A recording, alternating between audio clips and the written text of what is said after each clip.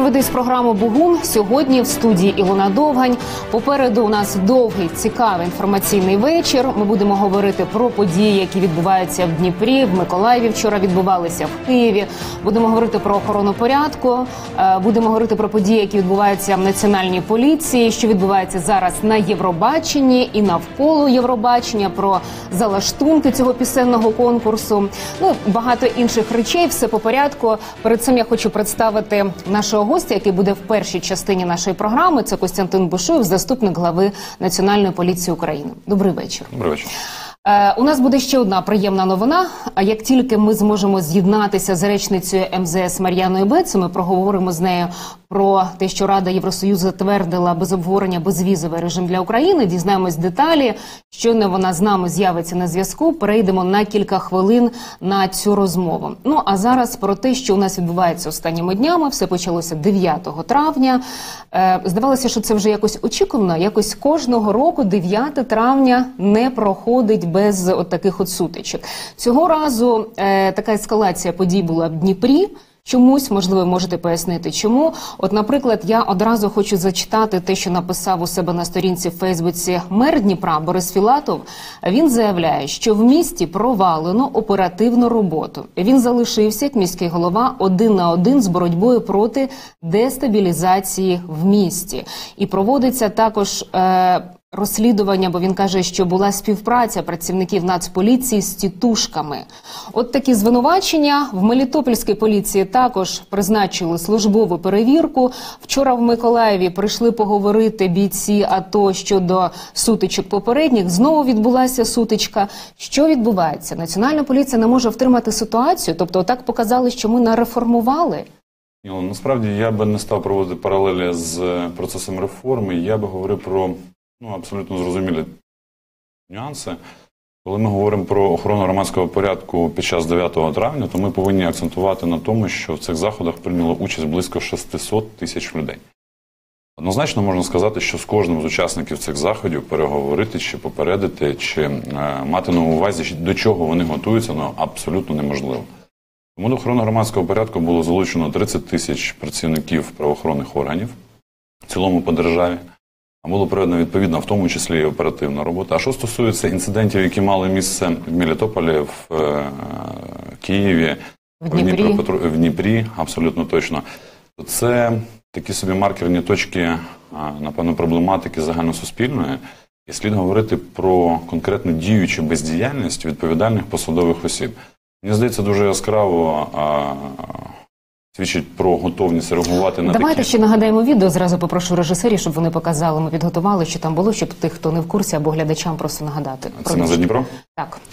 А якщо говорити про безпосередньо Дніпро, то я переконаний, що кримінальне провадження, яке відкрито за вказаними фактами, а також службове розслідування призначенням головою Національної поліції, дасть точну оцінку діям і бездіяльності конкретних посадових осіб. Крім іншого, слід говорити, що на сьогодні звільнений з посади очільник, колишній вже на сьогодні очільник Дніпропетровського управління.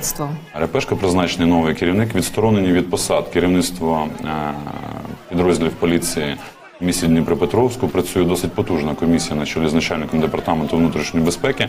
В рамках роботи і цієї комісії, і проведення досудового розслідування будуть встановлені якраз всі обставини співпраці, якщо можна так сказати, умовно в лапках, або бездіяльності працівників правоохоронних органів щодо порушення встановленого порядку і громадської безпеки, в тому числі і нанесення тілесних ушкоджень, за вказаним фактом відкрите кримінальне провадження працівниками Національної поліції чи, умовно кажучи, тітушками.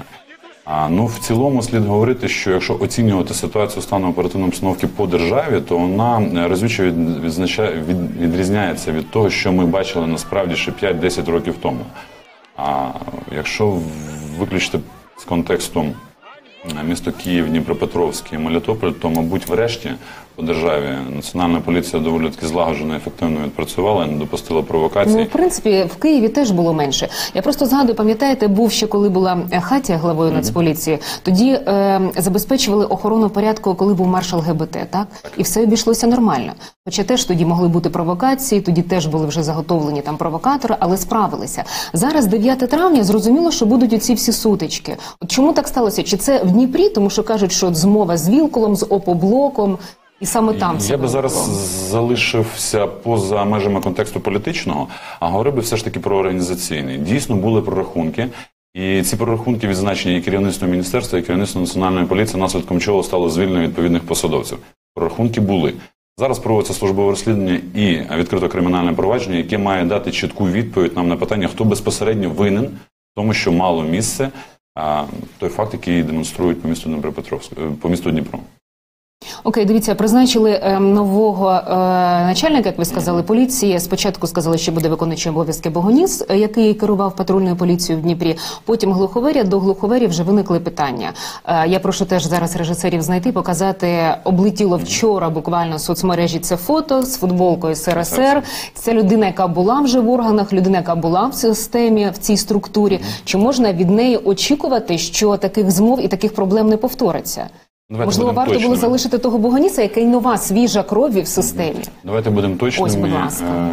У своїй заяві голова Національної поліції на підведенні підсумків від селекторної наради чітко сказав про те, що Богоніс буде виконувати обов'язки, які стосуються заступника голови регіональної поліції, керівника патрульної поліції, тобто блок громадської безпеки.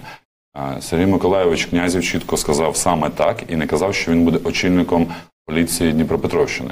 Після цього було прийнято відповідне рішення про зміщення з займаної посади пана Репешка і призначено на цю посаду пана Глуховері. Що стосується фото СРСР, я не знаю, скільки цьому фото років, але переконаний, що якщо покопатися в домашніх архівах багатьох наших громадян, то в період з 91 по 2017, мабуть, ми знайдемо таких фотографій дуже багато, але не сама суть в цьому фото, сама суть сприйнятті людиною того, скажімо, завдання, яке перед ним поставлено. Я би зараз не хотів наперед казати, що він не справиться, я би хотів подивитися на практичні кроки і ефект від цих практичних кроків в організації діяльності в цілому Головного управління Національної поліції в Дніпропетровській області, адже після тої події, яка мала місце в Дніпрі, слід казати, що йому прийдеться значним чином переформатувати і оперативну складову, і складову, яка обмежується охороною громадського порядку. Чому саме в Дніпрі це стало можливим? Думаю, це комплексне питання, відповідь на яке, серед іншого, лежить також і в політичній площині. Ми пам'ятаємо суттєві проблеми в виборчих перегонах, які мали місце в Кривому Розі. Ми пам'ятаємо суттєві напруження, які намагались окремі представники політичних сил привносити в суспільне життя цього регіону протягом періоду 14-17 років. Але намагаючись бути як представник поліції поза політикою, можу сказати однозначно, що та стрімка реакція, яка була на ці факти, дає всім зрозуміти, що ні громада міста, ні громада регіону, ні тим паче мер, який представляє громаду цього великого і промислового потужного міста, не залишиться один на один з такими проявами, а в рамках кримінального провадження буде надана оцінка, в тому числі організаторам такого собі провокаційного шабашу, який був реалізований на 9 травня. Але ж Глуховеря, він же не тимчасово виконуючий обов'язки. Ні, Глуховеря – керівник Національної поліції в Дніпропетровській області, і вчора голова Національної поліції представив його саме в цьому статусі. Ви кажете, що йому дадуть певний час, щоб подивитися на практичні дії, наскільки він справиться. Скільки може бути цей час? І якби він був тимчасово виконуючий, окей, тоді міг би себе заявити, могли б його призначити вже остаточно. Коли вже його вчора остаточно призначили, його можуть потім за місяць зняти? Дивіться, якраз вся проблема в тимчасовості статусів. Якщо б зараз стояла мова про те, що заміниться колишній керівник тимчасово виконуючим обов'язків, навряд чи б ми змогли сформувати чітку і зрозумілу вертикаль управлінську і дати можливість людині приймати виважені рішення як керівникові. І після цього би почався такий собі внутрішній розбрід і шатання у з'ясуванні, чи буде він постійним начальником, чи не буде.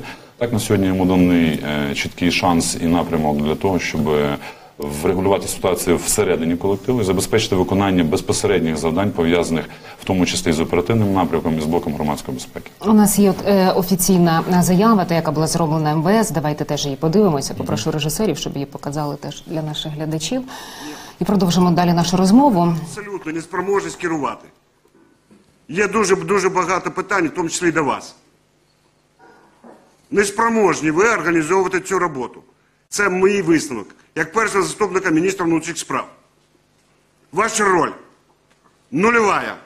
Ніколи договорняки до нормального не доводили. Договорняк був у нас 2 травня 3 роки назад. Чим це закінчилось, ми бачили. І по аналогічному шляху ви пішли.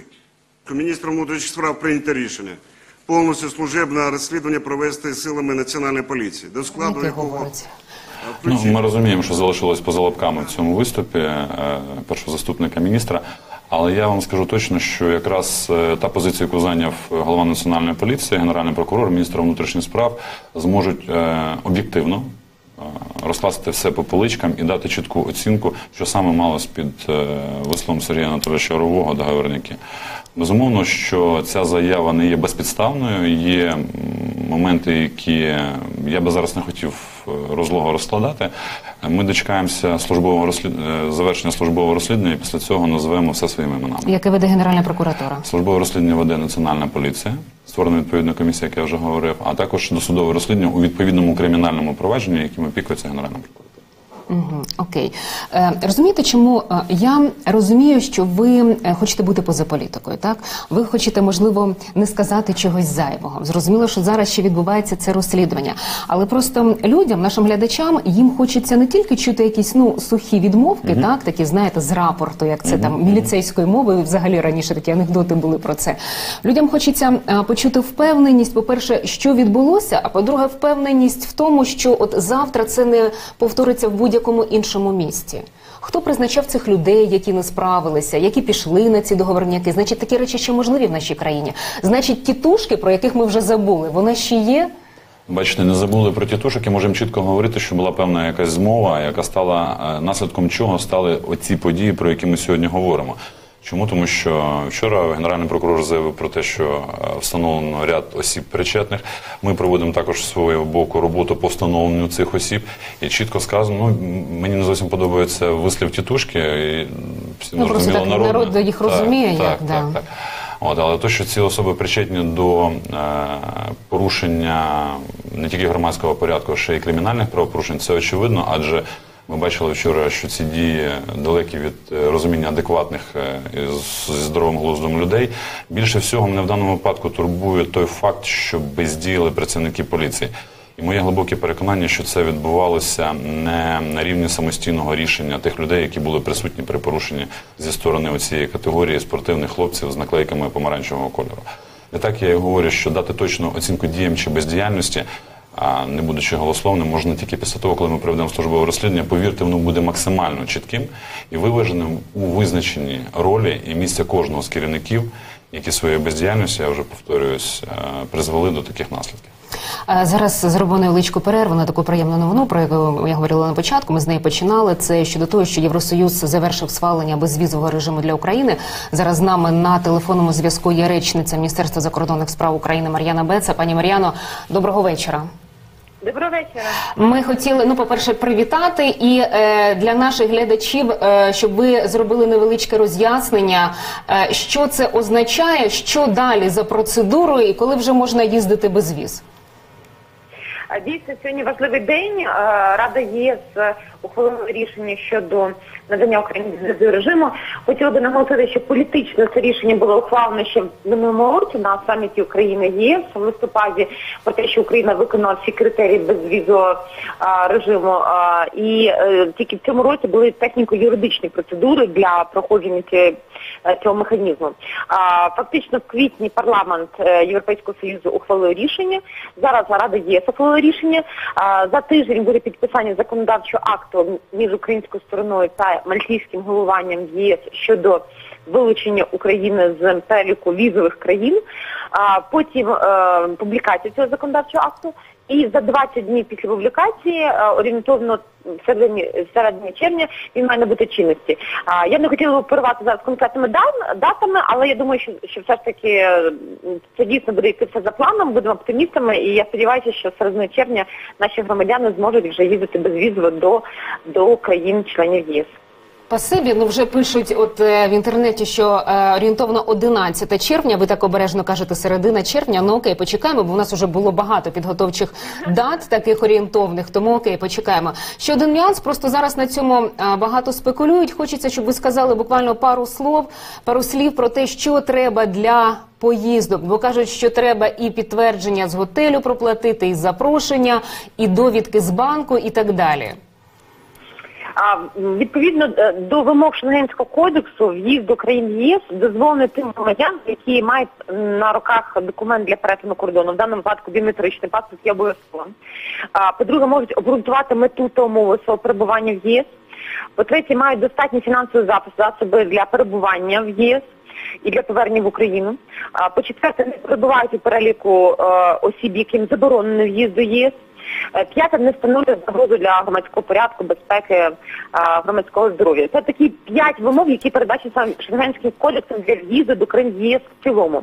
Але я хотів наголосити, що щодо наших громадян, то 3 основні такі речі – це потрібно мати обов'язковий біометричний паспорт, перебування на території країн-членів ЄС 90 днів протягом 180 днів, не більше. І третє, це не можна працевлаштовуватися і навчатися, для цього потрібна окрема віза. Звичайно, бажано мати медичне страхування, власне, тому що це безпека громадянина, якщо, не дай Боже, щось трапиться з вами особисто за кордоном. І бажано мати страхування автотранспорту, якщо ви подорожуєте транспортом.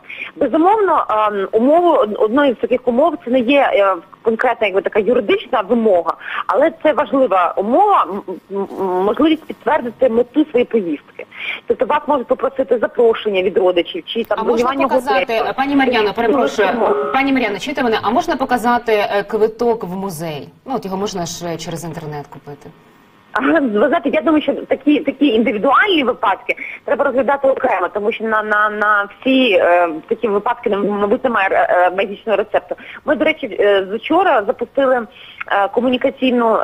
комунікаційний канал Департаменту консульської служби на Фейсбуці, де є електронна адреса, і можуть надати всі громадяни можуть надати всі практичні питання щодо перетину кордону, і вони будуть публікуватися на сайті МЗС і на Фейсбуці Департаменту консульської служби. Тобто, якщо є якісь такі специфічні випадки, або ще щось цікавить, або навіть загальна інформація, завжди можете звернутися до МЗС. І зараз взагалі починається така інформаційна кампанія, як урядова, так і з боку ЄС, щодо того, щоб дійсно надати роз'яснення, які є переваги, які є практичні проблеми безвізовим режимом, що потрібно, які є особливості застосування безвізового режиму з ЄС.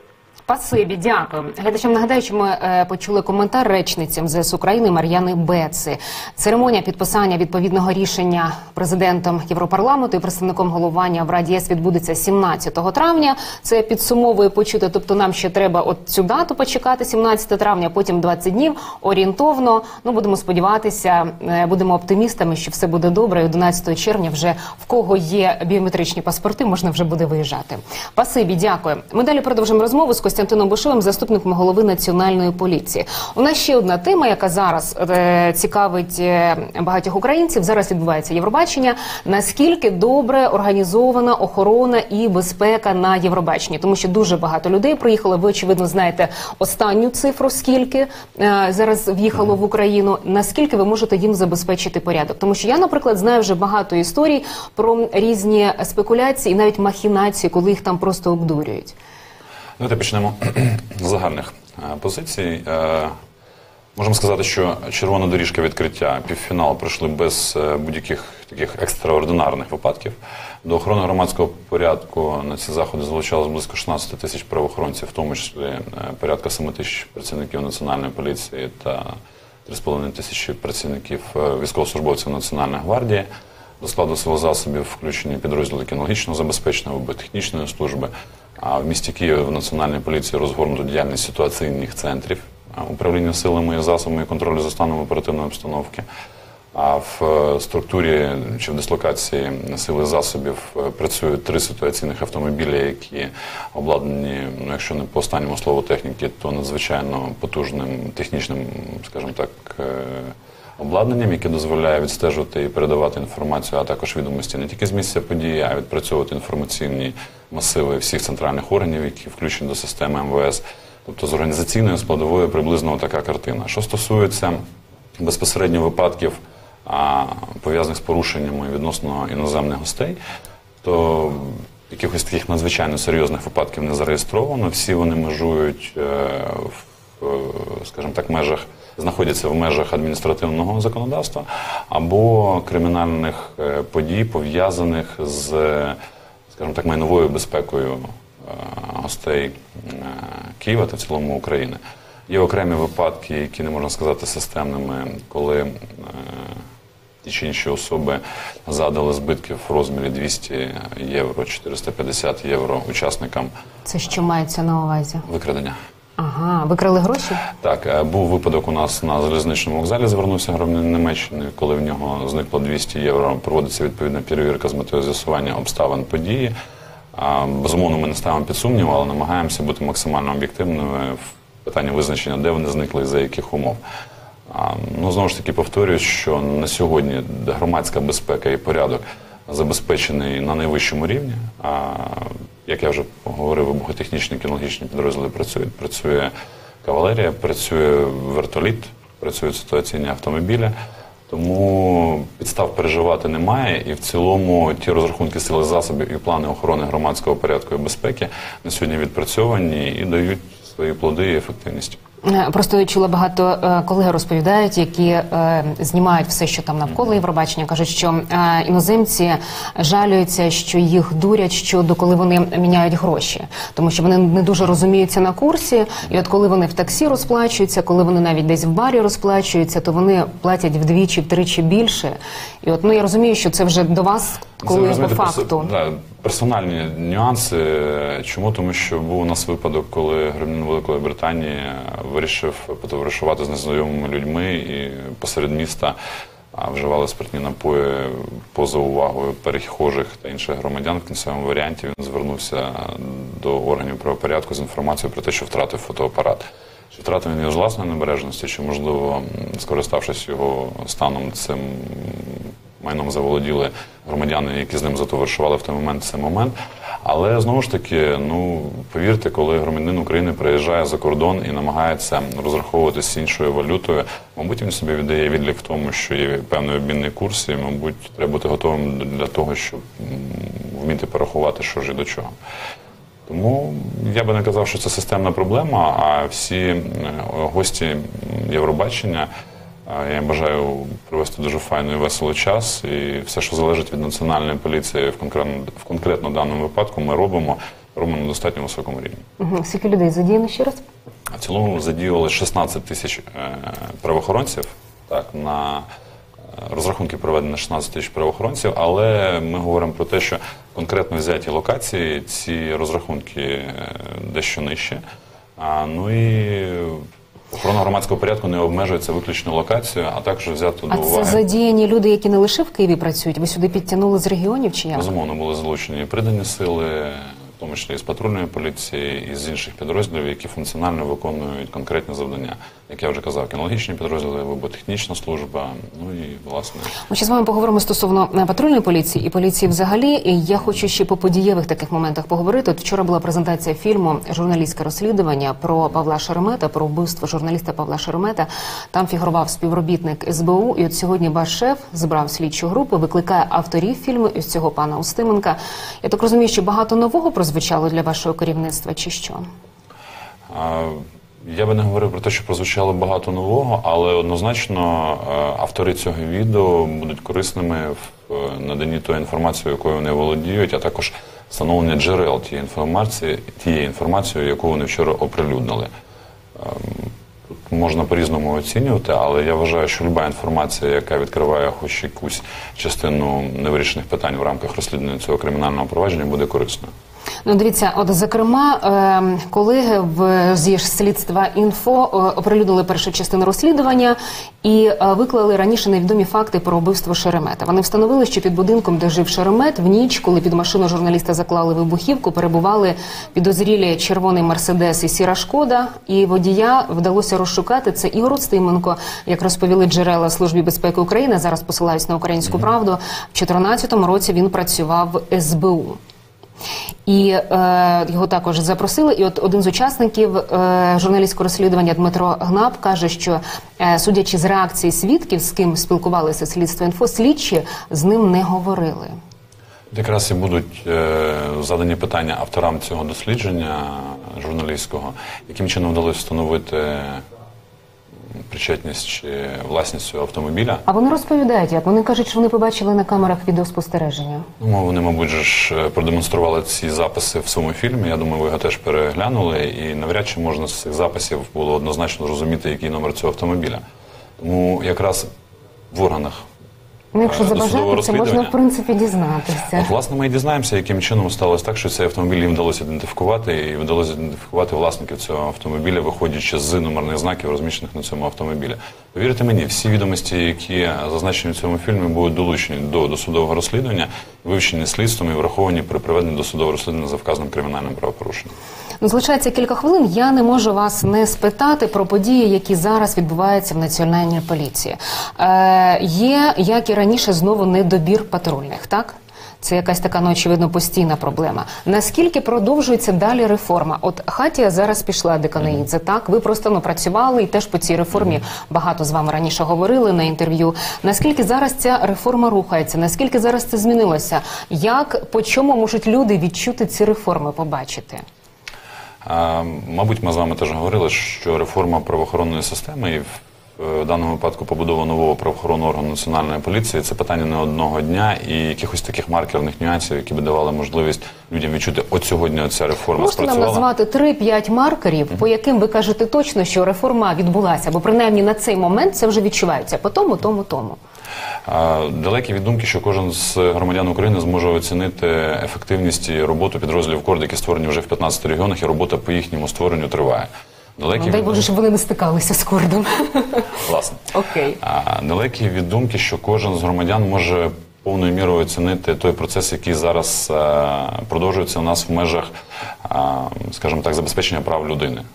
Сьогодні ми мали Можете людської мови, щоб це якось було зрозуміло, що мається на увазі? у сфері забезпечення прав людини в поліцейській діяльності. Дійсно, от для того, щоб відчути ефект від впровадження цієї ініціативи, потрібно, мабуть, стати або об'єктом діяльності поліції, або проходити по кримінальному провадженню в тому чи іншому статусі. Нам дуже плідно допомагають в цьому питанні іноземні партнери і громадські організації, які на сьогодні, за допомогою яких на сьогодні ми формуємо цілу інституцію контролю за дотриманням прав людини в поліцейській діяльності, будь-то адміністративна складова, будь-то кримінальна складова. Але кожен громадянин має право на захист.